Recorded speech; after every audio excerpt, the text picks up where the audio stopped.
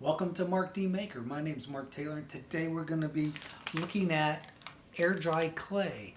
This NARA, I'm not sure if I'm pronouncing it right, but NARA Air Dry Clay. Very interesting stuff. It's different from what I'm used to, but just because it's different and it has different attributes doesn't mean it's any better or worse. It's just different. So let's take a look at this. Coming over to the workbench. Let's get started. So first off, I want to explain that air dry clay is very versatile. This guy's air dry clay. You can see the white there.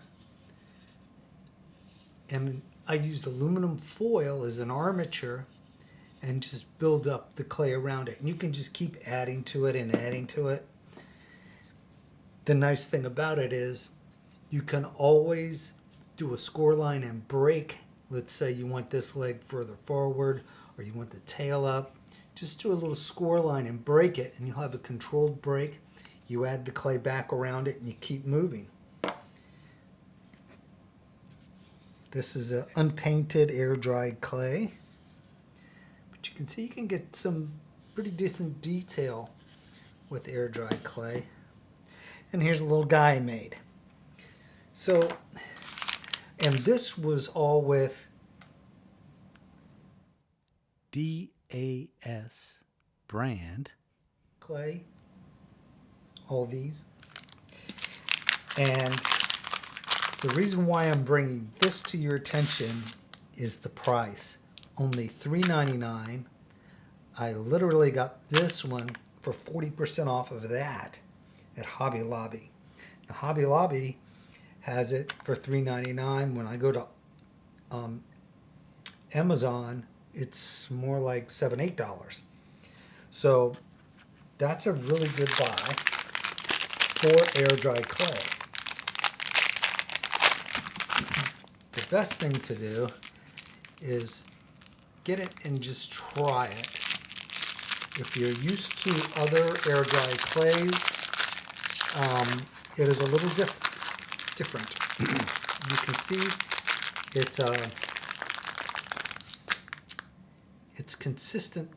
This little bit here is dry, so I'll take that out of the mix, but it doesn't stick to your hands. It doesn't leave anything on your hands. It's very clean to work with, which is nice. The reviews on the Hobby Lobby website seem harsh. People were bashing it because it's different and it does have different attributes than the other clay. But just because it's different doesn't mean it's bad. It definitely has a different feel. It feels more synthetic. It feels like Sculpey, a really soft Sculpey. But you can see it's very pliable. You don't have to warm it up like modeling clay. So when I'm using this stuff, what I do is I get an armature. So I just make an armature out of aluminum foil. Matter of fact, this was aluminum foil that some French bread came in. Yep. I just made sure it was clean. And I just start wrapping it on there like so. And it will stick to it, but it doesn't stick to your hands at all, which is nice. The other clay will tend to stick to your hands. Now, if you're going to use up the whole thing, of course you can take it out of the bag and just stop digging in the bag.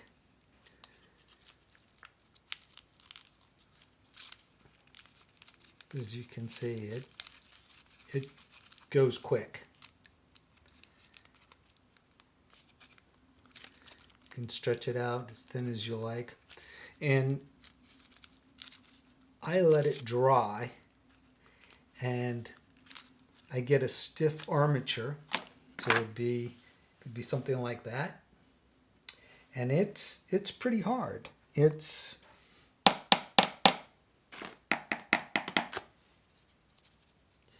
a little more,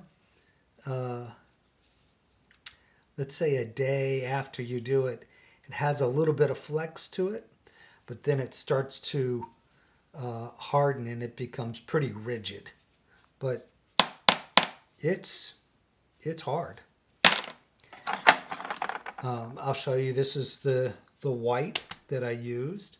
This is just over aluminum foil. And what I do for like facial details, because I am a wood carver, is I'll carve the details into the face with an X-Acto knife. There's another guy. And I'm just playing with these to get a feel. This is the pink. And you see during the first layer, you can see where I've carved the face in. After the first layer, I would go back and I had a little bit of an air gap there. And I'll take a tool and just push that aluminum foil in further.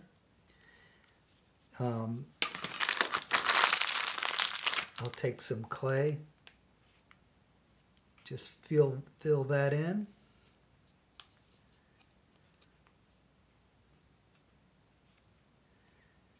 Bada boom, that's going to harden. And I'll be well on my way. You know, you can keep coming back and adding clay onto this. It'll stick. It'll stick just fine. You don't have to wet it or anything like that. Like the other clay, it helps if you wet it. If it's dry, you wet it, because this is porous. This not so much. It doesn't feel that porous to me. Not as porous as that. Just a couple more little experiments I was playing with. There, I'm going to make a maintenance guy. Since I'm a maintenance guy, he's going to be a maintenance guy. Here's that little character from Harry Potter. Is it Dobby? Dobby? And here I just left some aluminum foil out.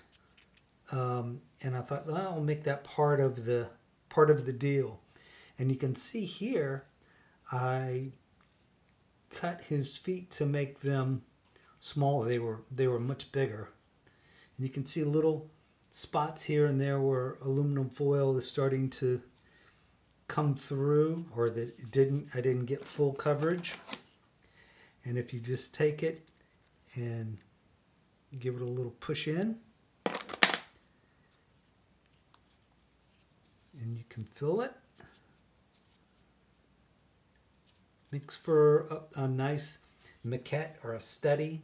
If you're doing wood carving, you do this first, and it's hard. It'll last until you sit on it or something that, you know, drive your car over it. That'll definitely do it in. But I found it very interesting, very affordable. Comes in different colors. So hopefully this was helpful to you. Please like, share, subscribe, and I'll see you next time.